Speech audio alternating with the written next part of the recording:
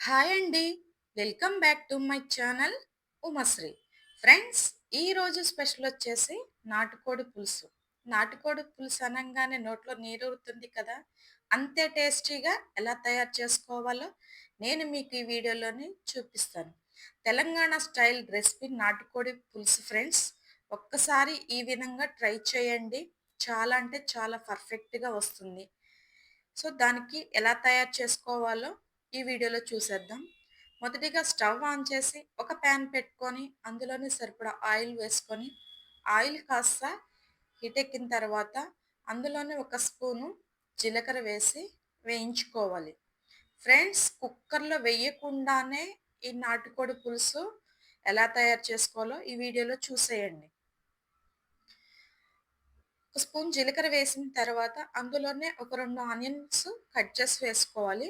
అలాగే 2 పచ్చిమిర్చి, 2 ఎండుమిర్చి వేసి లైట్‌గా వేయించుకున్న తర్వాత ఒక గుప్పెడు పుదీనా ఆకుల్ని వేసి ఒకసారి మొత్తాన్ని కూడా కలుపుకోవాలి. మొత్తం కూడా మంచిగా తాలింపు వచ్చిన తర్వాత అందులోనే ఒక పావు టీ స్పూన్ పసుపు యాడ్ చేయాలి.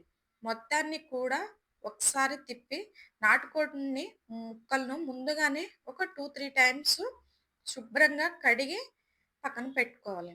ఈ తాలింపు రాంగానే ఆ ముక్కలు మొత్తాన్ని కూడా వేసుకోవాలి. ఫ్రెండ్స్, తాలింపులో అల్లం పేస్ట్ వేయకండి. అల్లం పేస్ట్ వేయటం వల్ల ముక్క సరిగా ఉడకదు, అడుగంటుకొని మాడిపోతుంది. ఈ చికెన్ మొత్తాన్ని కూడా ఒక పావుగంట 20 నిమిషాలు మీడియం మంట మీద పెట్టి మంచిగా వేయించుకోవాలి.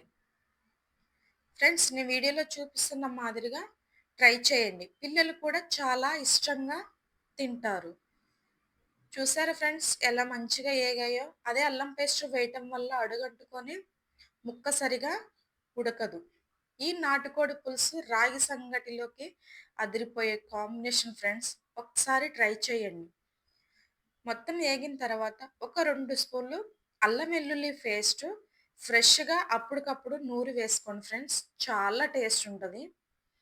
మొత్తాన్ని కూడా ఒక 2 నిమిషాలు కలిపి మూత పెట్టి ఒక 2 నిమిషాల పాటు ఉడికించుకోవాలి. మొత్తం కూడా ఒక 2 నిమిషాల పాటు ఉడికిన తర్వాత ఒకసారి తిప్పేసి అందులోనే ఒక 2, 3 టమాటాలను చిన్న చిన్న ముక్కలుగా కట్ చేసి మధ్యలో అట్లా వేసుకోవాలి. టమాటా ముక్కలు వేయగానే చికెన్ మొత్తం తిప్పకండి ఫ్రెండ్స్. టమాటా ముక్క ఉడకదు.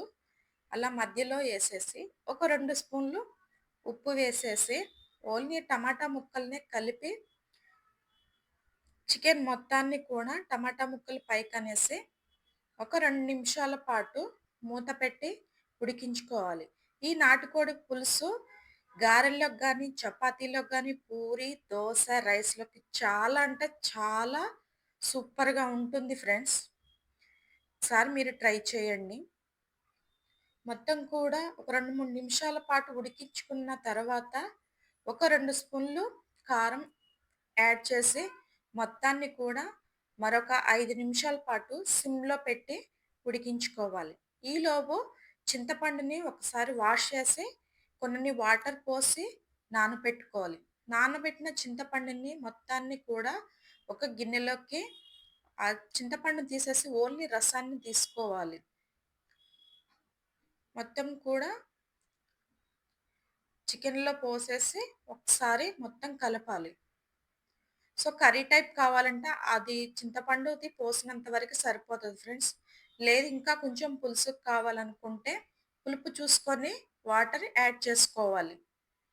ఈ నాటుకోడి పులుసు జలుబు చేసినా కూడా ఫ్రెండ్స్, ఈ నాటుకోడి పులుసు తింటే జలుబు కూడా చాలా వరకు తగ్గుతుంది. ఇది కూడా ఒక మెడిసిన్ లాగా పనిచేస్తుంది. చూసారా ఫ్రెండ్స్, మంచిగా కుక్ అవుతుంది. మీడియం మంట మీద పెట్టుకొని ఈ ప్రాసెస్ అంతా చేసుకోవాలి ఫ్రెండ్స్. ఒక 2, 3 నిమిషాలు ఉడికిన తర్వాత ఒక 2 స్పూన్లు ధనియాల పొడి వేసుకోవాలి.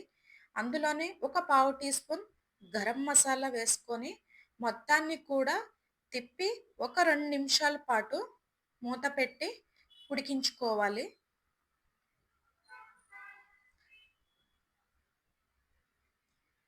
ఫ్రెండ్స్, ఫైనల్‌గా కొత్తిమీర చల్లేసి స్టవ్ ఆఫ్ చేసుకోవడమే. ఈ వీడియో ఎక్కడా కూడా స్కిప్ చేయకుండా చూడండి. ఎలా వచ్చిందో కామెంట్ బాక్స్‌లో కామెంట్ చేయండి. ఫ్రెండ్స్ మా ఛానల్‌ని సబ్స్క్రైబ్ చేసుకోండి, లైక్ చేయండి, షేర్ చేయండి. మరొక వీడియోతోని మీ ముందుకొస్తాను. Thank you.